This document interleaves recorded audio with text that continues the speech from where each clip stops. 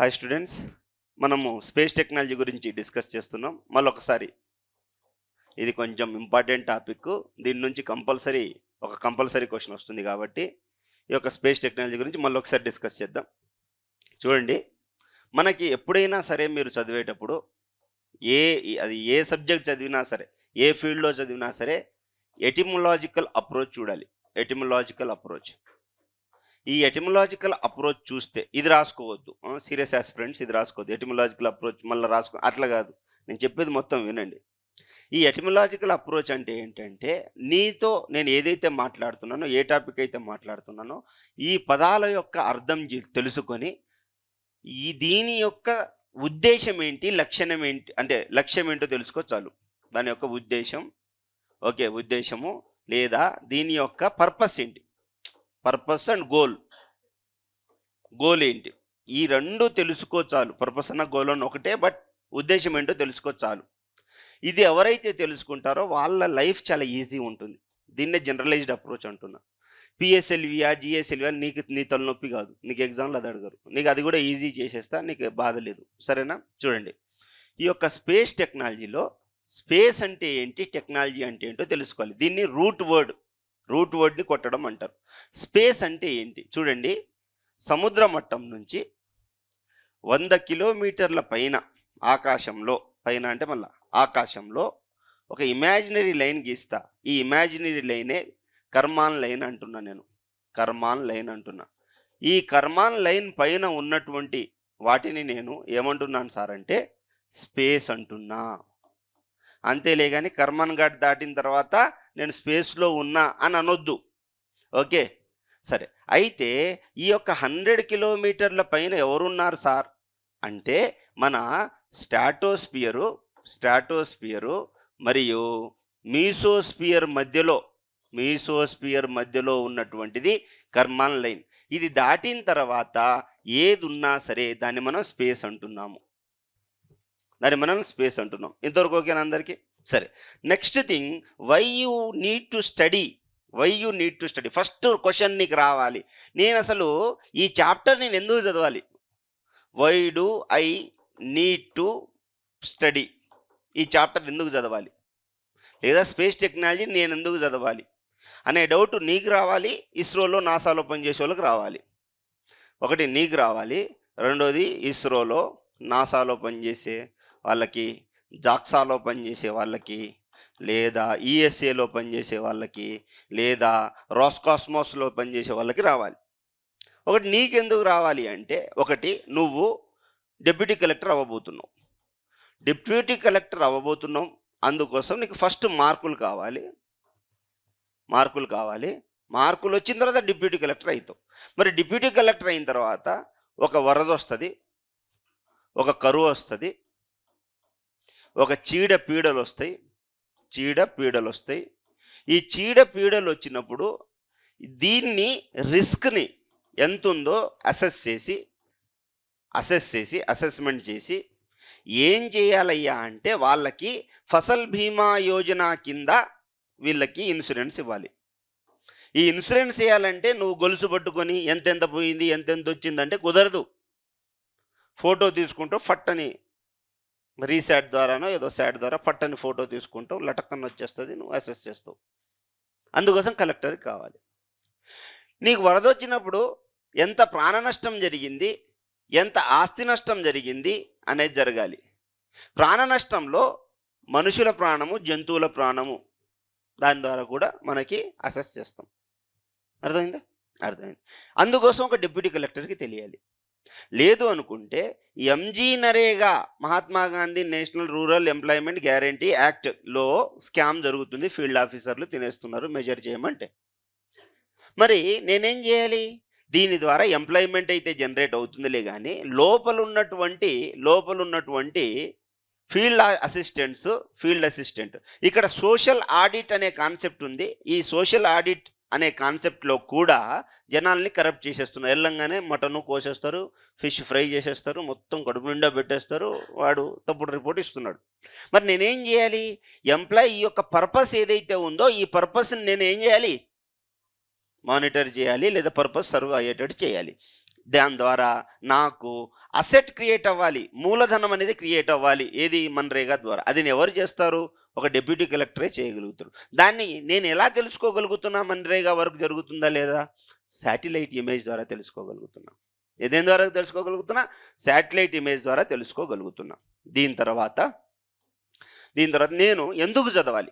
నేను as a deputy కలెక్టర్గా నేను ఎందుకు చదవాలి ఈ యొక్క స్పేస్ టెక్నాలజీ చాప్టర్? ఎందుకంటే నువ్వు అప్డేట్ అయితేనే డిస్టిక్ అప్డేట్ అవుతుంది. నువ్వు అప్డేట్ కాకపోతే డిస్టిక్ అప్డేట్ అవ్వదు. ఇంట్లో నాన్న ఎంత ఇంటెలెక్చువల్ అయితే పిల్లలు అంత ఇంటెలెక్చువల్ అవుతారు. ఇంట్లో నాన్న ఎంత డమ్ అయితే పిల్లాడు అదృష్టం అది. అందుకోసం intellectuality is a by product of environment అంటాం. ఓకే. సో ఈ డిప్యూటీ కలెక్టర్ ఏం చేసిండు? ఎంప్లాయ్మెంట్ ఎంత వచ్చిందా లేదా? లేదు. కరోనా లాంటి ఈ యొక్క డిసీజ్ వచ్చినప్పుడు, కమ్యూనికబుల్ డిసీజ్ వచ్చినప్పుడు దాని యొక్క స్ప్రెడ్ ఎంత? కమ్యూనికబుల్ డిసీజ్ వచ్చినప్పుడు దాని యొక్క స్ప్రెడ్ ఎంత? నువ్వు ఒక బ్లూటూత్ ఆన్ చేస్తే ఏమవుతుంది? నేను ఒక పంపిస్తా, ఎక్స్రే పంపిస్తా. ఈ ఎక్స్రేస్ ఈ బ్లూటూత్ రేస్ ఏంటి? Radio waves. ఇది కూడా ఒక ఎలక్ట్రోమాగ్నెటిక్ వేవ్. ఒక ఎక్స్రే వెళ్ళి ఒక రేడియో మ్యాగ్నెటిక్ వేవ్ తగిలి రిఫ్లెక్ట్ బ్యాక్ అయితే అది మనకేం తెలుస్తుందయ్యా అంటే కరోనా వచ్చిన పేషెంట్ బ్లూటూత్ ఆన్ చేసుకున్నాడు కాబట్టి ఎంతమంది బ్లూటూత్ ఆన్ చేసుకుంటే అది కంటేజియస్ జోనా కాదా అని తెలుస్తుంది నాకు. దేనిపై యాజ్ అ కలెక్టర్ నేను ఏం చేయగలుగుతానంటే ఈ యొక్క ఏరియా, గాంధీనగర్ ఏరియా, ముషీరాబాద్ ఏరియాలో ఎవరు ఎంటర్ అవ్వద్దు అని చెప్తా. అర్థమవుతుందా? అయితే యాజ్ అ కలెక్టర్గా ఒక ట్రైబల్ ఏరియా తీసుకుంటా. ఏది? ఖమ్మం డిస్టిక్లోనే ఒక రంపచోడవరమో ఖమ్మం డిస్టిక్లో ఒక ట్రైబల్ ఏరియా తీసుకుంటా. ఇక్కడ చదవట్లేదు, జనాలు చదవట్లేదు. ఈరోజు కూడా ప్రసవించాలి అనుకుంటే ఒక మహిళని మంచాన్ని తిప్పేసి ఆ కోడ్లకి కర్రలు కట్టేసి ఇప్పటికీ హాస్పిటల్కి తీసుకెళ్తున్నారు. అలాంటి టైంలో నేను ఏం చేయగలుగుతానంటే ఓకే, అక్కడ ఉన్న వాళ్ళకి ట్రీట్మెంట్ ఎలా చేయాలి, ఏం చేయాలని ఫస్ట్ ఎయిడ్ ఇప్పిస్తా, ఫస్ట్ ఎయిడ్ క్లాసెస్ ఇప్పిస్తా. దాని తర్వాత ఎలాంటి టెక్నీషియన్ చేస్తా? రేడియో టెక్నీషియన్ చేస్తా. ఈ రేడియో టెక్నీషియన్లు ఎవరెవరు ఉంటారు? ఎక్స్రే టెక్నీషియన్ ఉంటారు, లేదా ఎంఆర్ఐ టెక్నీషియన్ ఉంటారు, లేదా కార్డియాలజీ టెక్నీషియన్ ఉంటారు, లేదా ఎంఆర్ఐ ఇట్లా ఏదో టెక్నీషియన్ ఉంటారు. నేనేం చేస్తానంటే అక్కడ వాళ్ళు స్కాన్ చేస్తూ ఉంటే, ఒక వెహికల్ని పంపిస్తా, స్కాన్ చేస్తూ ఉంటే ఈ ఇమేజెస్ శాటిలైట్లో కనిపిస్తూ ఉంటే అది కాస్త ఎక్కడో ఉన్న డాక్టర్కి కనిపిస్తూ ఉంటే నా ట్రైబ్కి మెడిసిన్ దొరికేటట్టు, నేను ట్రీట్మెంట్ దొరికేటట్టు యాజ్ అ డెప్యూటీ కలెక్టర్గా నేను ఏం చేయగలుగుతా? టెలిమెడిసిన్ ఇవ్వగలుగుతా. ఇదే ట్రైబ్లో ఉన్న వాళ్ళకి చదువు లేకపోతే the best of the best education can be provided with tele education. ఈ విధంగా నేను ఒక యాజ్ అ డిప్యూటీ కలెక్టర్గా ఇవన్నీ ప్రొవైడ్ చేయగలుగుతా విత్ స్పేస్ టెక్నాలజీ. అర్థమవుతుందా? సో ఒక కలెక్టర్కి ఒక స్పేస్లో ఒక శాటిలైట్ ఒకటి ఉంటుంది, దాని యొక్క అనువర్తనాలు ఉంటాయని తెలిస్తే ఒక డిప్యూటీ కలెక్టర్ స్థాయి ఈ యొక్క అనువర్తనాలు ఏవైతే ఉన్నాయో ఆ డేటా ఏదైతే ఉందో ఆ డేటాని యూజ్ చేసుకొని జిల్లాని బాగుపరచవచ్చు అనే సోయి కలెక్టర్కు ఉంటే ఆ జిల్లా బాగుపడుతుంది. మరి ఆ సోయి ఎవరికి ఉంది? పారాడైజ్ ఓడుకుంది. ఇక్కడ పారాడైజ్ ఎందుకు పెట్టాడంటే జీపీఎస్ సిస్టమ్ నీకు ఓపెన్ చేస్తే, జియో పొజిషనింగ్ సిస్టమ్ ఓపెన్ చేస్తే జిఐఎస్ తెలుస్తుంది. మీకు అర్థం చేసుకోవాలి. ఇక్కడ నేను జీపీఎస్ని ఆన్ చేస్తే జిఐఎస్ తెలుస్తుంది. జీపీఎస్ అంటే జియో పొజిషనింగ్ సిస్టమ్. మరి జిఐఎస్ అంటే ఏంటంటే జియో ఇన్ఫర్మేషన్ సిస్టము. ఇప్పుడు చూడండి, మీరు నా క్లాస్ వింటున్నారు, మీ ఇంటికి వెళ్ళండి, యూట్యూబ్ ఓపెన్ చేయండి, మీకు వద్దు అన్న శాటిలైట్ గురించి ఫీడ్బ్యాక్స్ వస్తాయి. మీకు ఒకటి తెలుసా? మీరు ఒక 3 నెలలు ఒక పని చేస్తూ ఉండండి, అది మీరైపోతారు. నేను మంచోడిని 3 నెలలు నీకు చెప్తే ఆటోమేటిక్గా నేను మంచోడిని. అందుకోసం దృశ్యం సినిమాలో 1కి 3 సార్లు చెప్తారు, ఈరోజు మనం ఇక్కడ లేం, బస్సులో ఉన్నాం. ఆ బస్ కండక్టర్కి ఏం చెప్తాడు? మేము ఈ ప్రవచనం చూస్తున్నాం. 100 సార్లు చెప్తాడు. ఎందుకు? ఎన్గ్రెయిన్. దీన్నే సైకలాజికల్ చేంజ్ అంటారు. డొనాల్డ్ ట్రంప్ ఇలానే గెలిచాడు. అదే మాదిరిగా ఇక్కడ ఉన్న వాళ్ళు బిర్యానీ తింటున్నారు. ఎక్కువ మంది బిర్యానీ తింటారు. సో, ఇక్కడ ఉన్న యూత్ అంతా బిర్యానీ తింటారు. జొమాటోడు పొద్దున్నే, "ఏరా మామ బిర్యానీ కావాలా? ఏరా బుజ్జి ఈ మధ్య ఐస్ క్రీమ్ తినట్లేదేంటి?" నీ నన్ను రా అనే ఆ హక్కు నీకెవడిచ్చిండు? ఓకే. ఇప్పుడేస్తా కోర్ట్‌లో కేసేస్తా వాడి మీద. నన్ను రా అని ఎందుకన్నాడు? ఇంకేట కేసేస్తాను నేను. చూడండి. అయితే వినండి. అయితే మీరు ఏదైనా గూడ్స్ అండ్ సర్వీసెస్ కొనేటప్పుడు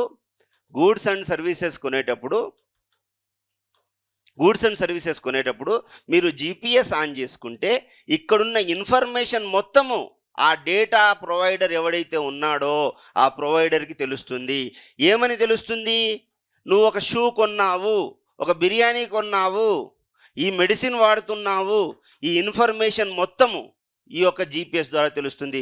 వీడు దీన్ని కంపెనీ వాడికి అమ్ముతున్నాడు. కంపెనీ వాడు వచ్చి ఇక్కడ పారాడైజ్ పెట్టిండు.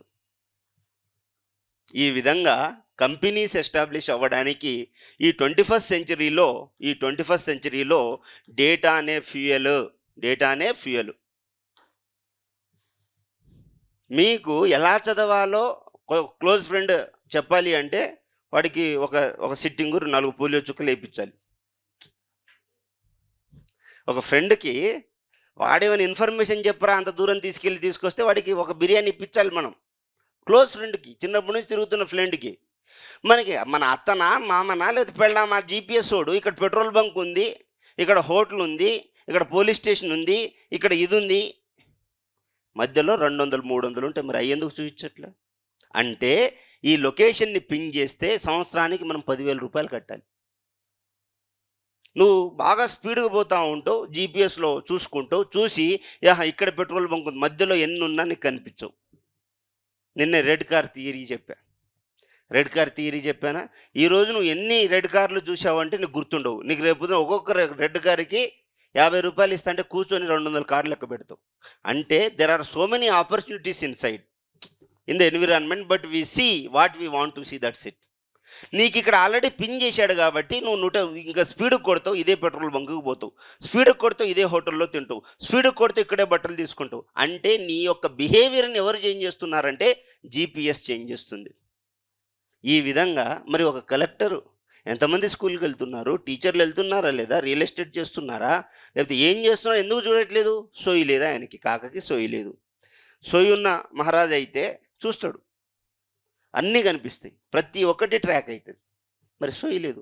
అందుకోసము ఒక ఐఏఎస్ అయిపోయే అతనికి స్పేస్ టెక్నాలజీ అనేది అవసరం.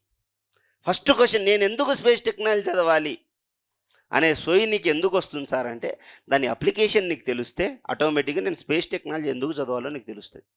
అదే స్పేస్ టెక్నాలజీ చాప్టర్ తర్వాత నెక్స్ట్ చాప్టర్ పేరే స్పేస్ టెక్నాలజీ అప్లికేషన్ చెప్పాడు. బేసికల్లీ అప్లికేషన్ చదివిన తర్వాత టెక్నాలజీ చదవాలి. అందరూ ఏం చేస్తారు తెలుసా? టెక్నాలజీ చదివి అప్లికేషన్. నీకు పర్పస్ లేకపోతే నువ్వు ఏ పని చేయవు. అరే రారమ్మా అమ్మ అటు వెళ్ళొద్దాం అంటే నేను రానంటావు. రారా, ఇప్పుడు 4 పోలియో చుక్కలను బిర్యానీ వేద్దాం, నువ్వు వస్తావు, రోజంతా కూర్చుంటావు. అంటే ఏంటి? ఫస్ట్ ఒక మనిషికి పర్పస్ చెప్పాలి. నువ్వు ఎందుకు కలెక్టర్ అవ్వాలో చెప్పాలి. ఎందుకు అవ్వాలా నేను కలెక్టర్ పా అవుతా, ఇంకా 8 సంవత్సరాలు నేను కూర్చుంటా పా అంటాడు. So you should have a purpose first. అందుకోసం బేసికలీ స్పేస్ టెక్నాలజీ యొక్క అప్లికేషన్స్, బయోటెక్నాలజీ యొక్క అప్లికేషన్స్, క్రాప్ సైన్స్ యొక్క applications, science and technology policies యొక్క అప్లికేషన్స్ ఎవరైతే చదువుతారో వాళ్ళకి సర్వీస్ వస్తుంది. ఎవరైతే టెక్నాలజీ చదువుతారో సర్వీస్ రాదు. టెక్నాలజీ ఎంత అని రాస్తావు, ఏమని రాస్తావు, ఎవడు అడగడు. ఫస్ట్ అడిగినా ఒక క్వశ్చన్ వస్తుంది. సరే, ఆ క్వశ్చన్ కూడా మనం చూస్తాం. సరే, ఇంకా నేను స్పేస్ టెక్నాలజీ ఎందుకు చదవాలి అంటే, నేను ఎవరికి చెప్పాను? ఇస్రో. ఓకే, ఇస్రో సైంటిస్ట్ చదవాలి. మరి ఇస్రో సైంటిస్ట్ ఎందుకు చదవాలి? ఫస్ట్ థింగ్, ఇస్రో సైంటిస్ట్ ఎందుకు చదవాలి అంటే మన ఎర్త్ని ప్రొటెక్ట్ చేయాలి. రక్షణ క్రియేట్ చేయాలి. ఎందుకు రక్షణ? భూమికి ఏమైంది సార్? భూమికి ఏమవుతుంది? చాలా అవుతుంది భూమికి. ఒకటి, గ్లోబల్ వార్మింగ్ అవుతుంది. గ్లోబల్ వార్మింగ్ అయితే భూతాపం పెరిగితే మనం అందరం మునిగిపోతాం. ఆల్రెడీ ఫిజీ లాంటి కంట్రీస్ మునిగిపోయినాయి. మన ఆంధ్రప్రదేశ్లో ఉప్పాడ సగం మునిగిపోయింది. ఫిజీ మునిగిపోయింది. ఓకే. నువ్వు ఆఫ్టర్ ఆల్ పక్కనే ఉన్నటువంటి ఇక్కడ బంగ్లాదేశ్ నుంచి ఎవరైనా వస్తే సీఏఏ తెచ్చినావు. ఏది వాళ్ళ భూమి ఉందని తెలుసు, గొడవ తర్వాత వెళ్ళిపోతారని తెలుసు. మరి ఫిజీ లాంటి కంట్రీ మునిగిపోతే వాడు ఏ ఊరికి పోవాలి? ఏ ఊరికి పోతే వాడు ఎందుకు యాక్సెప్ట్ చేస్తాడు? అది నీకు తెలియాలి. అందుకోసం నేను స్పేస్ టెక్నాలజీ ఇస్రో చదవాలి. రెండోది, పొల్యూషన్ పెరుగుతుంది. పొల్యూషన్‌లో డర్టీ డజన్ అనే కెమికల్స్ ఉంటాయి. ఇవి పెరిగిపోతే, పొల్యూషన్ బాగా పెరిగిపోతే ఓజోన్ లేయర్‌కి బొక్కబడితే నువ్వు యూవీ రేస్ వచ్చి క్యాన్సర్ వచ్చి పోతావు. నువ్వు పోవుడు ఖాయం. ఆ యొక్క డర్టీ డజన్ కెమికల్స్ లేకుండా చూసే అర్హత ఎవరికుంది సార్ అంటే ఇస్రో సైంటిస్ట్ చూసి చెప్తాడు. ఒక ఇమేజ్ చూసి చెప్తాడు. లేదు, డీఫారెస్ట్రేషన్ ఎంత జరిగింది, ఎంత జరిగింది. దీంతో పాటుగా మైనింగ్ యాక్టివిటీ, గాలి జనార్దన్ రెడ్డిని ఒక 500 ఎకరాలు తవ్వరా అంటే 50 కిలోమీటర్లు తవ్వి సచ్చిండు. ఓబులాపురం కేసు. ఎంత మైనింగ్ యాక్టివిటీ జరిగింది? ఓకే. అంటే సస్టైనబుల్ డెవలప్మెంట్ గోల్ 12 ఉందా లేదా చూడాలి. అది ఎవరు చేయగలుగుతారు? నా స్పేస్ టెక్నాలజీ. ఎవరు ఇవ్వాలి? నా ఇస్రో వాళ్ళు నా యొక్క గవర్నమెంట్‌కి డేటా ఇవ్వాలి. అర్థమవుతుంది నేనేం మాట్లాడుతున్నాను? అర్థమవుతుందా లేదా? సో చూడండి, నేను ఎందుకు స్పేస్ టెక్నాలజీ చదవాలో చెప్తున్నా. As a scientist of ISRO, why I need to study this. ఇది చదువుతున్న తర్వాత నీకు నేను low earth orbit, mid earth orbit, geostationary orbit, geosynchronous orbit చెప్పి పిఎస్ఎల్వి, జిఎస్ఎల్వి, ఎస్ఎస్ఎల్వి చెప్తే నీకు బుర్రలో సైన్స్ అండ్ టెక్నాలజీ అట్లా కూర్చుంటుంది. నువ్వు ఎవరు అడిగినా ఆన్సర్ రాస్తావు. నువ్వు వద్దన్న ఆన్సర్ రాసేసి వస్తావు. ఎడిషనల్ షీట్ తీసుకుని ఇంకో సార్ ఆయనకి తెలుసో లేదో నేను రాసేసి వస్తా అని చెప్పేసి రాసేసి వస్తావు. సరే, మైనింగ్ యాక్టివిటీ చేసినావు, డిఫారెస్టేషన్ చేసినావు, పొల్యూషన్ చేసినావు. ఇంకా ఇస్రో సైంటిస్ట్కి ఎందుకు అంటే ఇవన్నీ చేసినావు. ఓకే. డిఫారెస్టేషను లేదా ఫారెస్టేషన్ ఎంత చేయాలి, వన్యప్రాణులను కాపాడాలి లేదా, ఇవన్నీ చేసినావు. ఇది ఫస్ట్ రీజన్. ఇదేంది? మనిషి చేసేవాడు అంటే భూమి మీద ఉంటూ పాడి చేసేవాడు. వాడు దీని మీదే ఉంటాడు. దీని మీద నీళ్లు ఉంటాయి, వాడికి ఆ నీళ్ళు వద్దు. దీని మీద మనుషులు ఉన్నారు, వాడితో మాట్లాడు. దీని మీద చెట్లు పుట్టలు బ్యాక్టీరియా ఉంది, దాంతో మాట్లాడు. కానీ వాడికి మార్స్ మీద లైఫ్ ఉందా లేదా కావాలి వాడికి. ఇక్కడున్నాడు వద్దు. చంద్రుడి మీద సౌత్ పోల్లో నీళ్లు ఉన్నాయా, వాడు మళ్ళీ నార్త్ పోల్ వద్దు, వాడికి సౌత్ పోల్లోనే కావాలి. ఇక్కడ నీళ్లు ఉన్నాయా లేదా, మనిషి ఇక్కడ ఉన్నోడిని వాడిని పట్టించుకోడు. వాడు భూమి మీద ఉన్నాడు, వాడికి వద్దు. ఇక్కడుండే మనిషి వాడుకొద్దు. అంటే నీకేమైంది చూడు, నేనేమని చెప్పా? ఫస్ట్ పాయింట్ రక్షణ. నేను ఎటు డీవియేట్ అవ్వట్లా. ఎందుకు రక్షణ అంటే మీకు తెలుసు, my very effective mother just served us nuts అని ఉంటుంది. My very effective mother just served us nut. ఇక్కడ ఈ యొక్క మార్స్కి జూపిటర్కి మధ్య ఏం బెల్ట్ ఉంటుంది? ఆస్ట్రాయిడ్ బెల్ట్ ఉంటుంది. సారీ, మిటిరాయిడ్ బెల్ట్ ఉంటుంది. మిటిరాయిడ్. నెప్ట్యూన్కి జూపిటర్కి మధ్య ఏం బెల్ట్ ఉంటుంది? ఆస్ట్రాయిడ్ బెల్ట్ ఉంటుంది. ఆస్ట్రాయిడ్. అయితే నా ఎర్త్ చుట్టూ ఈవెన్ మ్యాగ్నెటోస్పియర్ ఉంటుంది. నా ఎర్త్ చుట్టూ ఎవరున్నారు? మ్యాగ్నెటోస్పియర్ ఉంటుంది. ఈ యొక్క మ్యాగ్నెటోస్పియర్ ఉంది కాబట్టే ఇక్కడ నుంచి వచ్చే ఈ యొక్క మ్యాగ్నెటిక్ ఫీల్డ్ ద్వారా ఇటు నుంచి వచ్చే ఈ యొక్క మెటరాయిడ్ ఏదైతే ఉందో, ఓకే, ఈ మెటరాయిడ్ నన్ను ఏం చేయలేకపోతున్నాయి. కానీ సోమనాథ్ ఏం చెప్పాడు సారయ్య అంటే, ఈ యొక్క ఆస్ట్రాయిడ్ వస్తుంది 2037 లోపల. ఈ ఆస్ట్రాయిడ్ వచ్చి కంపల్సరీ ఎర్త్ను గుద్దుతుంది. గుద్దితే విషవాయువులు బయటకు వస్తాయి. విషవాయువులు బయటకు వస్తే డైనోసార్లు ఎలాగైతే అంతమైపోయాయో మనిషి కూడా అలానే అంతమైపోతాడు 23లో అని జోస్యం చెప్పింది ఎవరు? సోమనాథ్. సోమనాథ్ అంటే ఎవరు? మన ఇంటి పక్కన ఉన్నాయా సోమలానా? కాదు, ఇస్రో చైర్మన్ చెప్పారు. అంటే ఇస్రో చైర్మన్ ఇంత పెద్ద మాట చెప్పారంటే దాని అర్థమైంది. It is the highest probability asteroid is going to hit the Earth. పుసుక్కుని ఇది మిస్ అయితే ఇంకోటి ఉంది, బెన్ను. ఎర్త్ కంటే 2 రెట్లు పెద్దగా ఉన్న బెన్ను 250లో చంపుతుంది మనల్ని. 250లో బెన్ను ఇచ్చి వేసి పడేస్తుంది మనల్ని. మరి ఎట్లా సార్, నేను ఆర్డీఓ ప్రిపేర్ అవ్వద్దా? మరి అప్పటివరకైనా బతకాలిగా నువ్వు. అప్పటికైనా బతకాలా లేదా నువ్వు? పక్కనోళ్ళకి నేను గొప్ప, నేను గొప్ప చెప్పుకోవాలా లేదా? చెప్పుకోవాలి. ఇదొచ్చి గుద్ది పడేస్తే అప్పుడు నేనేం చేస్తా? ఒక శాటిలైట్‌ని పంపుతా. పంపి దీని మీద టైమ్ బాంబ్ పెట్టో, దాన్ని యాక్సలరేషన్ పెంచో, తగ్గించో, ఎర్త్ ఇలా పోతుంటే దాని ఆర్బిట్‌లో దాని పక్క నుంచి పోయేటట్టు చేయాలి. అని మనల్ని గుద్దకూడదు. వీనస్ దేన్ని గుద్దినా మనకు సంబంధం లేదు. ఎర్త్‌ని గుద్దు. ఎవ్వడు సచ్చినా పర్లేదు గానీ మనిషి చావకూడదు. మనిషి అంత గొప్ప జీవి ఎవ్వడు లేడు. అంత మంచోడన్నమాట. ఎవడు? మనిషి. మనిషి అంటేనే మంచోడు. సరే. అయితే చూడు ఏమైంది? మరి నాకు రక్షణ దొరికిందా లేదా? రక్షణ. అంటే సైన్స్ అండ్ టెక్నాలజీ నేను చదవడం ద్వారా అంటే దీన్ని అబ్జర్వ్ చేయడానికి నేను ఏదో పంపిస్తున్నా. పంపించి నేను ఇన్ని రోజుల్లో చావబోతున్నా. పుసుక్కున నిజంగా వచ్చి గుద్దితే ఏం చేస్తాడు తెలుసా? ఒక 100 మందిని ఏసుకొని మార్స్‌కో, మూన్‌కో ఎళ్ళిపోతాడు. మూన్‌లో ఒక బొక్క కనిపెట్టారు. పెద్ద హోల్ కనిపెట్టారు. కనిపెట్టి దీంట్లో మనుషులు ఉండొచ్చు అని చెప్పారు. ఇంక అక్కడ ఎకరం ఎంతుందో ఆల్రెడీ ప్లాట్లు రిజిస్ట్రేషన్‌కి పెట్టే ఉండుంటారు. According to the space treaty, no space objects can be owned by any individual from any country. That is the space treaty. అర్థమైందా? అంతరిక్ష ఏంటే ఒడంబడిక ప్రకారం స్పేస్‌లో ఉన్నది ఏది ఎవరి ప్రాపర్టీ కాదు. అంటే కర్మాన్ లైన్‌కి పైన ఏది ఎవరి ప్రాపర్టీ కాదు. ఓకే. సో, ఈ యొక్క ఇది ఇది మన my very effective mother just served us nuts అంటే నేనేం మాట్లాడుతున్నా? రక్షణే మాట్లాడుతున్నా. ఈ విధంగా. లేదు ఇంకొకటి అంటాడు డొనాల్డ్ ట్రంప్ అంటాడు, నాకు ఏలియన్స్‌కి సంబంధం ఉంది. నేను మాట్లాడుతూనే ఉన్నా. వాళ్ళు నాకు కాంటాక్ట్‌లోనే ఉన్నారు. మనోళ్ళు బ్రీఫ్డ్ మీ. ఓకే. తెలుసా? మనోళ్ళు బ్రీఫ్డ్ మీ అని. అంటే ఏలియన్స్ వీళ్ళతో ఏమైనా మనుషులకి థ్రెట్ ఉందా? అది నేను తెలుసుకోవాలి ఫస్ట్. దీన్నే ఎగ్జో ప్లానెట్స్ అంటాము.